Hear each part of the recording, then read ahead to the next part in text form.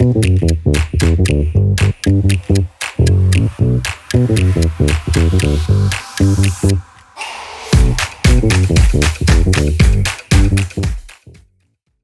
everyone, today I have with me an amazing beauty. She's pride of Maharashtra, and I say that way because she's not only someone who has ruled the ramp, she's also the first Indian woman to win Mrs. World title, and she's also actually a doctor and now a psychologist. So she's truly pride of Maharashtra.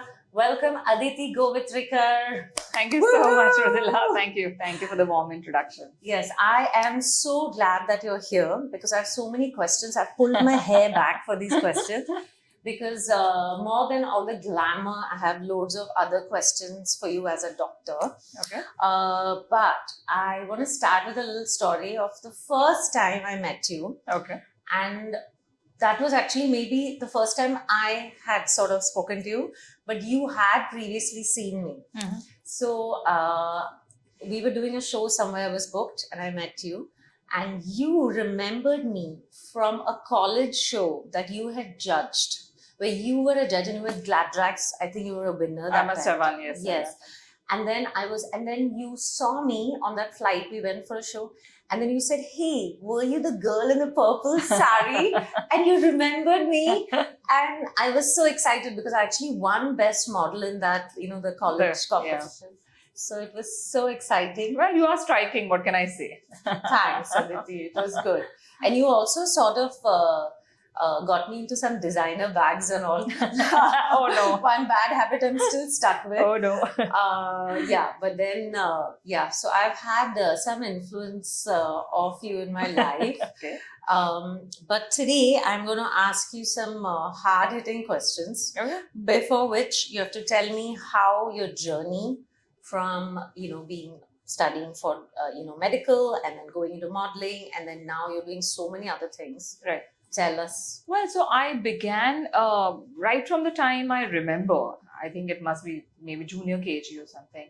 I always wanted to be a doctor and I worked towards it because my father at one point sat me down and he told me that, look, I'm not going to give you donation.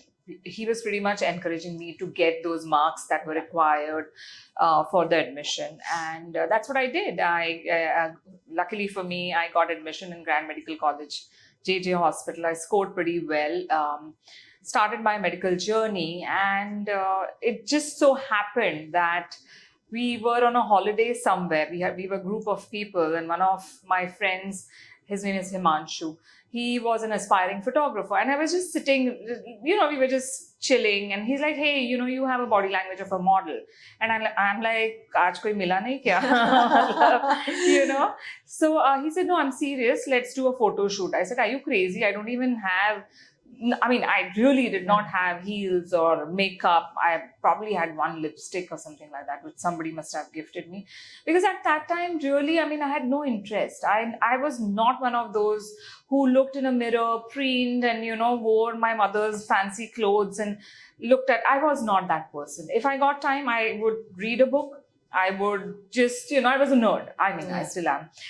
So that's how it was. And you were not aware that you were beautiful, obviously. No, not at all. In fact, I used to be very ashamed of my eyes. And when I say that, people don't believe me. But what used to happen is that when I used to walk on the roads where I grew up, I used to get teased because of my eyes. They would just make cat sound, meow, So as a result, I would feel very like, no, my eyes are not nice, So I always used to look down. And, the body language is connected with how you feel. So the mind-body connection is really strong. The minute I did that, my confidence dipped. And that's a very difficult thing for people to understand because of who I am today. However, at that point, I'm like, even with my family, I would walk a little behind or ahead because they all have colored eyes. So I wanted to dissociate I had to do that. And when he said what he said, I was like, no, this guy is joking, but I love challenges. So I said, you know what, let me try it out. Mera kya jata hai? So we shot.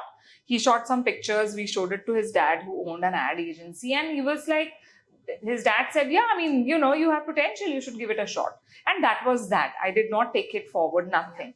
And then in 1996, a friend of mine wanted to participate in Gladrak's supermodel contest. And she said, you come along. So I went along, and then they said, you also give the audition. I'm like, okay, what's happening here? But again, challenge, right? Yeah. So I gave the audition, I was selected, and I won Gladrak's supermodel contest. And after that, there was no looking back. The next day, I was all over in Mumbai. They had posted the hoardings, Mrs. Maureen Badia. I was on the cover of magazines. The next day, I got offer for Pond's face wash ad film. So it just started, and I did not get time to even sit and think that, okay, what am I doing with life? I just impulsively went ahead with it. In the meanwhile, I finished my MBBS. I got admission in MD Gynac, in the same group of hospitals, JJ. I started doing that, but at one point I had to take a call because it became too much. Both the fields demand 100%. It's not possible to do both. So I spoke to my boss, Dr. Rekha Davar, at that time, and she said that go ahead and do it for 1 year.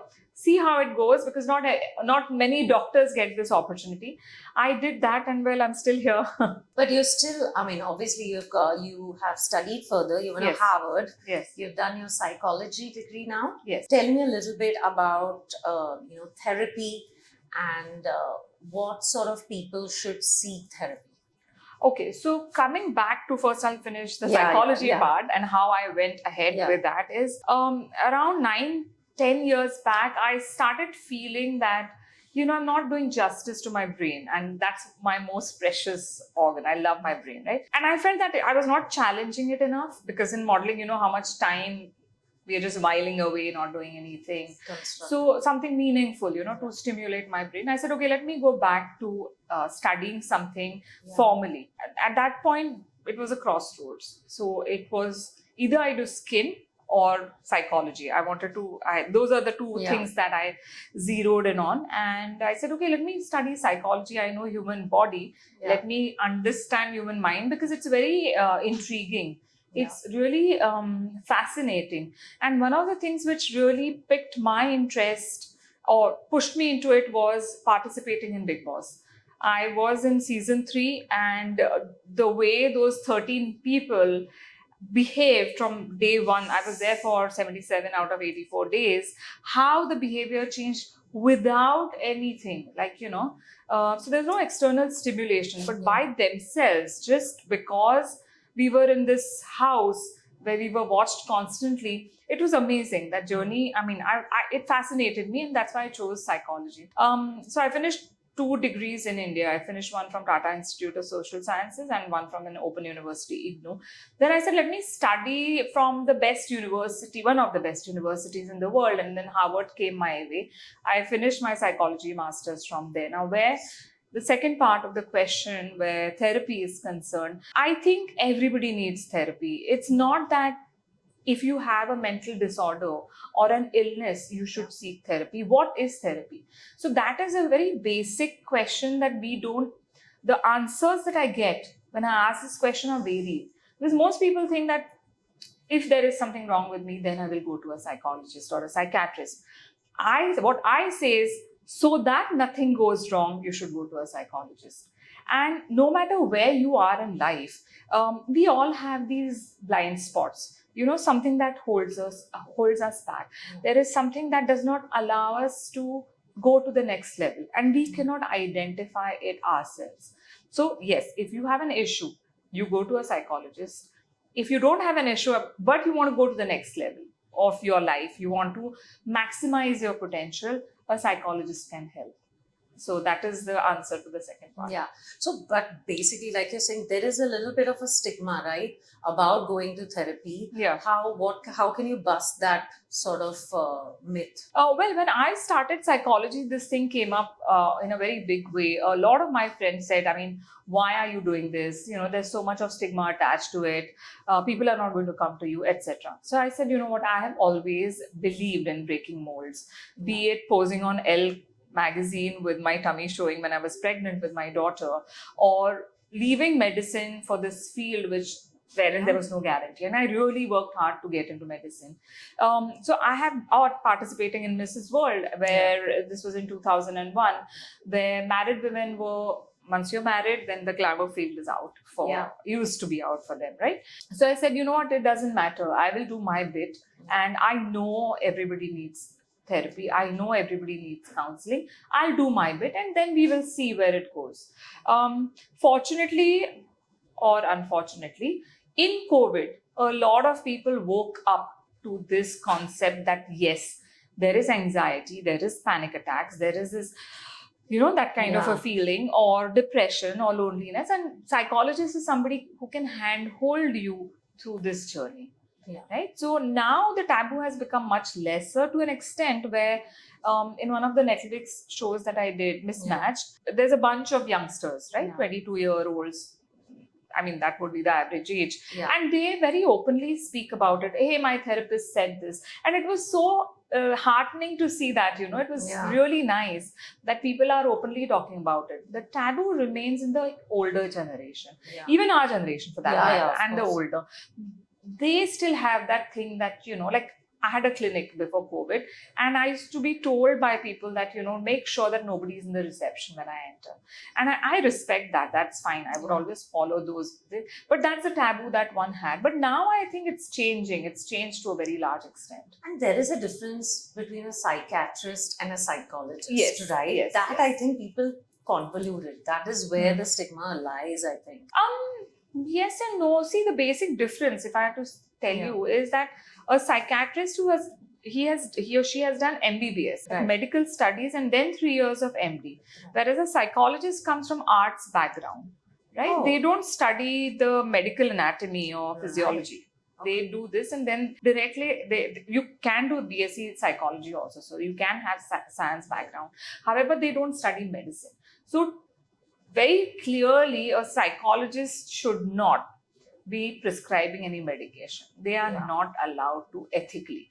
I know there is some people who do, but psychologists should not be prescribing medication. If a psychologist finds that the depression is clinical or any other disorder is clinical, they must refer the person to a psychiatrist. So that's a basic difference. Right. Okay. And what do you advise people who are Googling and self-diagnosing themselves? Isn't that dangerous? That is extremely dangerous. And Dr. Google sure can give you some answers, but can also confuse you. So be careful, because at the end of the day, when a psychologist or a psychiatrist has studied so much, has interacted, and at the end of the day, yes, there are some AI tools being developed, but a human interaction is human interaction. That, as of now, at least, cannot be replaced by any AI tool or by Google. And also, I feel there is also this privacy, right? You're holding on to so many people's stories. And does this affect you? Sometimes some people have real bad stories, whether they're parents or partners. What do you do? How do you keep this away from affecting you? Well, that's the training, right? The reason why we can take so much of negativity and emotional vomiting, as I call it, is because we are equipped to handle it. But at the end of the day, you're a human being too. So as a rule, I do not do more than 4 counseling sessions in a day. And in between the sessions, I take about half an hour. Of course, I make my notes of the client. That's one part. But then after that, because I'm a Vipassana follower, I've been doing Vipassana for really long, almost I think 14, 15 years. So that also helps in creating that kind of a protection to not allow the emotions of the opposite person or the person who I'm counseling to get into my field. Because then it will then obstruct also the kind of advice you're giving them, right? If you I can't get emotionally involved with anybody. I mean, then I would be a friend, right? That's the difference again between, like in India, luckily for us, we do have families and friends who are always ready to help us and to give us advice. The difference between the psychologist and a friend or your family member is that there is no emotional involvement, because then once I get emotionally involved in your problems, I will not have that kind of a view to the issue that you're facing. So I have to give you a bird's eye view to whatever you're going through so that I can show you different parts of what you can choose, how to get out of it. Whereas a friend is, you will walk alongside. Right. Yeah. And then you provide tools, right? Yes. That friend won't be able to provide you that proper the techniques and because they speak out of their experience, right? But you are sort of doing it through the Yes. science of it. Yeah. Aditi, tell me the effectiveness of having an in-person session and doing it online. What do you think? Well, I would divide it in pre-COVID and post-COVID. Pre-COVID, we all were taught that in-person therapy is the most effective. And the reason for that is that body language. 80% of our communication is via your body language, and it could be micro expressions. Now, what happens is that most of us have learned when we are growing up to mask our emotions very quickly. We suss out the other person's reactions, and we will then at times put forward that emotion. Right now, when you're doing in-person therapy, I can catch it if I'm observant enough. I can read your body language. Online therapy, those things do not work as well. However, in COVID, one couldn't do it, and there was a tremendous rise in depression, anxiety, panic attacks, loneliness. So then came in the online therapy. So sure, I now do a combination of both, because I feel that fine, it's okay. Even if you can't come in person because of some reason, at least online therapy will help you to some extent. I personally prefer in-person therapy. Yeah, and I mean, do you get a lot of people who are in a brink of divorce, or they need sort of connecting back together? Do you get such? So I do not do relationship counseling at Right. all. I do general counseling, Right. and I do empowering counseling. So which means that if suppose you are doing something in life and you want to take it to the next level, that kind of counseling. Yeah. So it's / coaching, you could call it, Yeah. because I'm also a certified ICF member. Right. So because of that, then I do those kind of things. Personally, if you have any problems, so I could counsel you even if you have any issue with your husband or your in-laws or with your boss or with your colleagues, Yeah. or with your children. It could be any of those issues. What are the 3 main red flags if you see when you need to seek help within yourself or in somebody?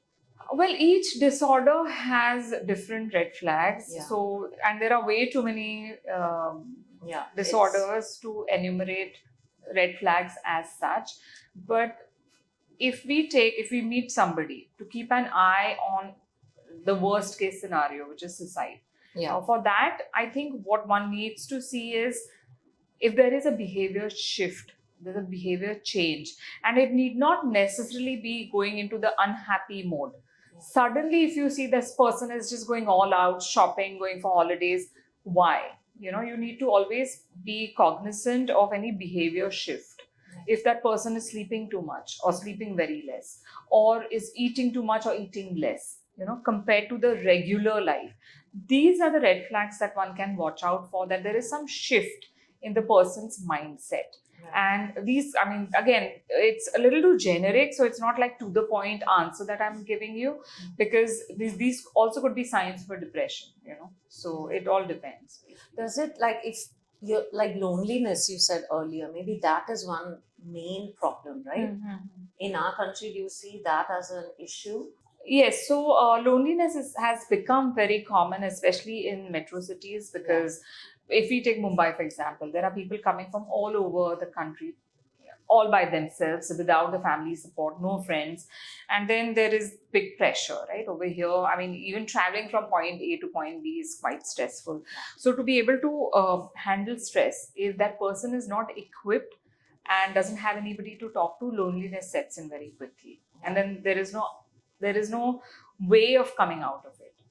That's really dangerous. Also, social media plays such a thing, right? You're just going down the rabbit hole. Yeah. You're looking at people having an amazing life. Yes. They're traveling and whatever. That itself must be really mind-boggling people. So that does affect a lot of, especially the young teens, the Yeah. pre-teens, teens, I mean, everybody per se, but especially that age, because that's really impressionable, right?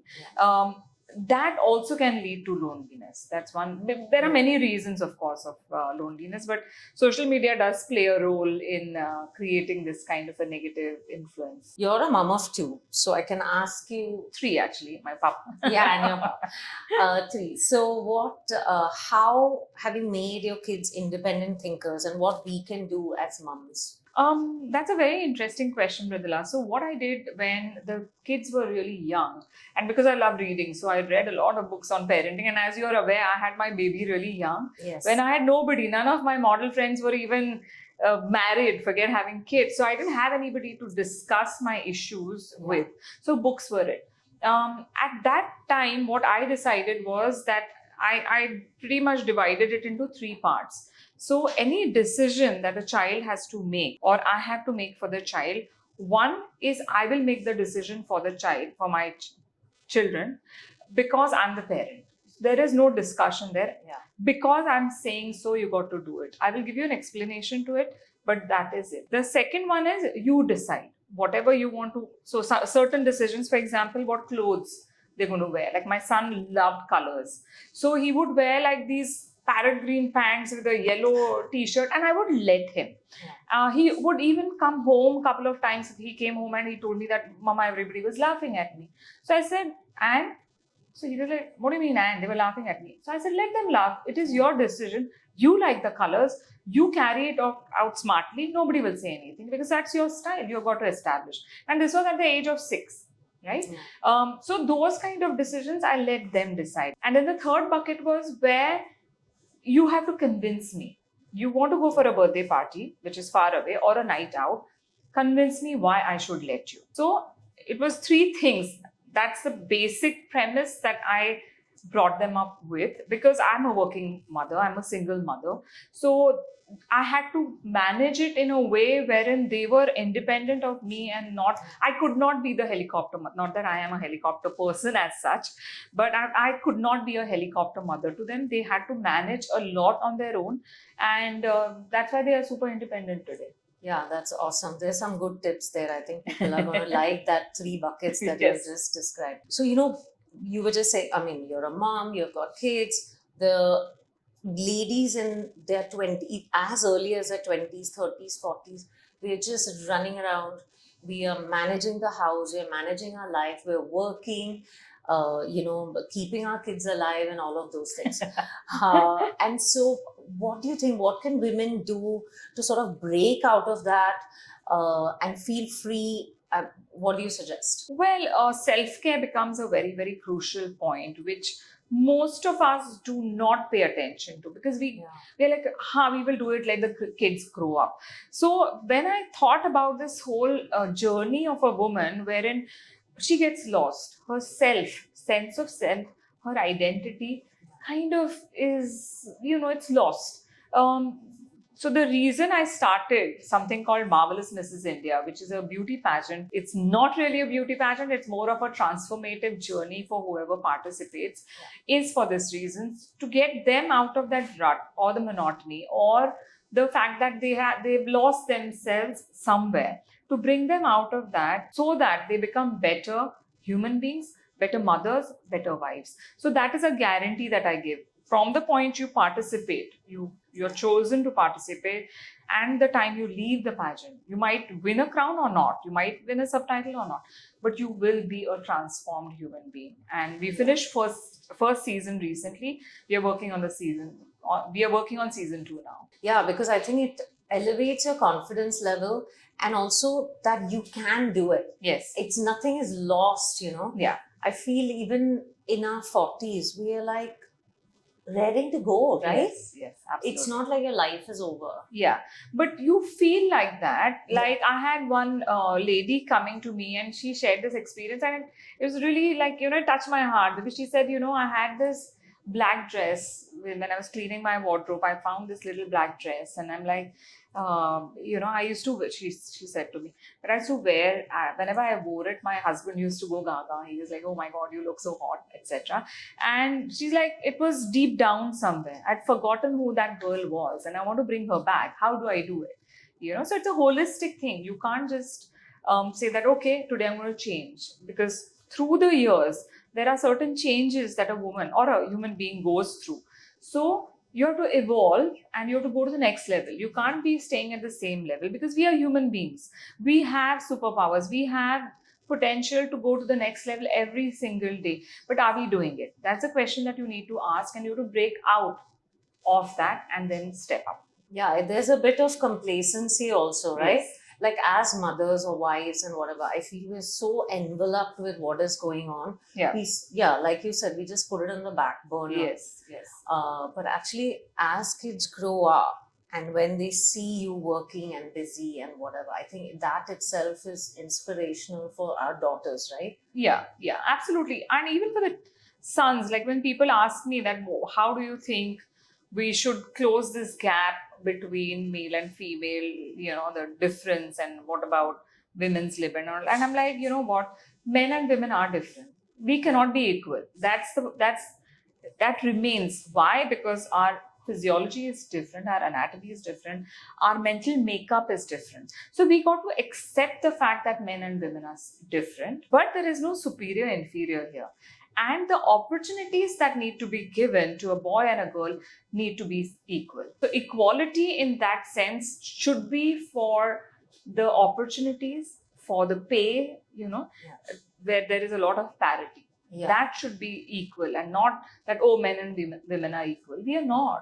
Yeah. So we got to understand But that. cerebrally, we could be equal, right? No, we are not. Because the way women are wired is very different from how a man is wired. Why? Because again, it's an evolution. I mean, it's a long. This podcast will go for 2 hours. Because if you take evolution, a man was always a hunter and gatherer, and woman was the nurturer. Therefore, we are differently built, we are differently wired, and for the change to take place, to really be cerebrally equal, will take a lot of time. However, it does not again mean that somebody is superior and somebody is inferior. If need be, a man can be a nurturer. If need be, a woman can be a hunter and gatherer, right? However, that is not the case in the emotional brain. The frontal lobe, which is the more analytical or the judgmental lobe, where we make our decisions from, that goes for a toss when there is emotions which come into the picture, because that's our survival mechanism. The brain works towards making sure that you're alive, right? So that is what happens. So it's fine. I mean, emotionally, a lot of people say that women are stronger. Yeah. But a man can be strong. Women can also multitask. We put a lot of things, our emotional thing on hold, and we do a lot of jobs. Yeah. So now you've touched one pet peeve of mine, which is called multitasking.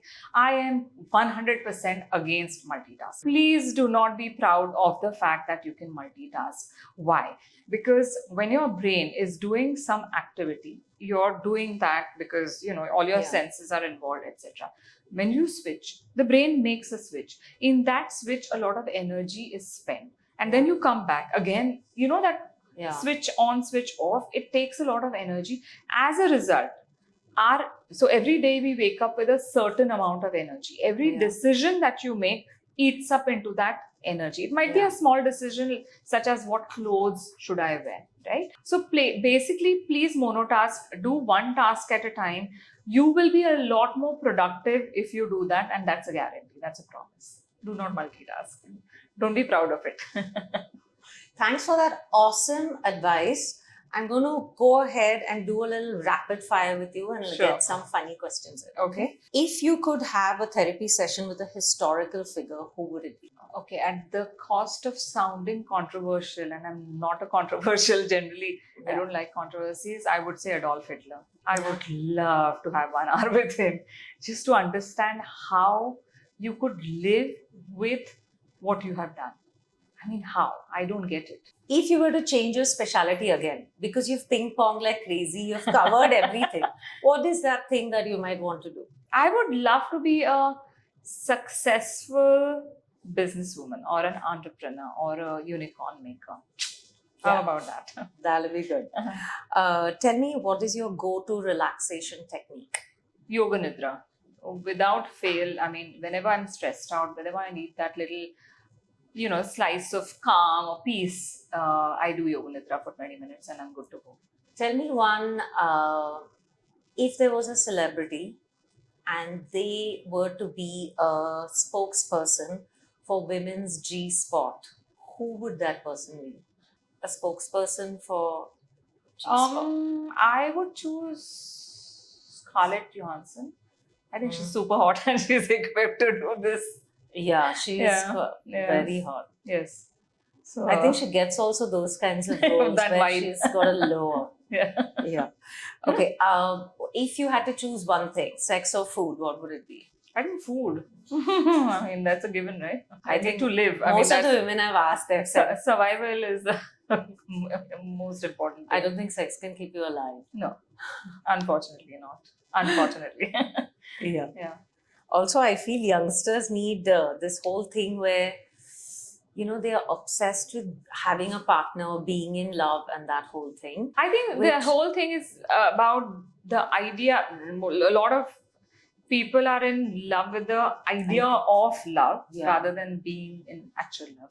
How do you explain your job to kids? Forget kids. I have difficulty in explaining what I do to many people because I'm like, where do I start? What do I talk about? So then what I do is I tailor make my answer when I see what audience it is. For example, if it is, if I'm speaking at a conference, at a doctor's conference, I will stress more on psychology. However, if I'm judging or taking a session for beauty queens or participants of a pageant, then I will speak more as Mrs. World.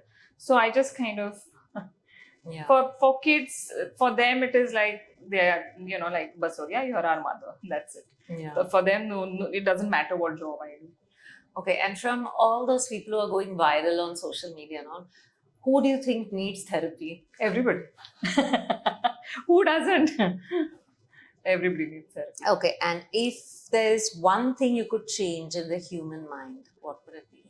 Do no mean evil things to others. And by others, I mean not only human beings, but the cruelty to animals. Or, nowadays there are so many videos where you see cruelty to dogs, the dog walkers hitting and mistreating. So don't do that. I even shout at people who are driving on the road and honk at the cows and the buffaloes. Because they don't know. You made the road. They have equal right to the road, right? Don't honk. Let them cross. Yeah. So any cruelty that exists in human minds, let's get that out and bring in kindness and compassion. I think then the world will be a very serene place. Yes. On that note, thanks Aditi for coming. Thank you. I love chatting with you, and we are going to do more fun things in the future for sure. Indeed. I'm happy to help you with Mrs. Marvelous Mrs. India. Yeah. Thank you. So thanks for coming, Aditi. Thank you.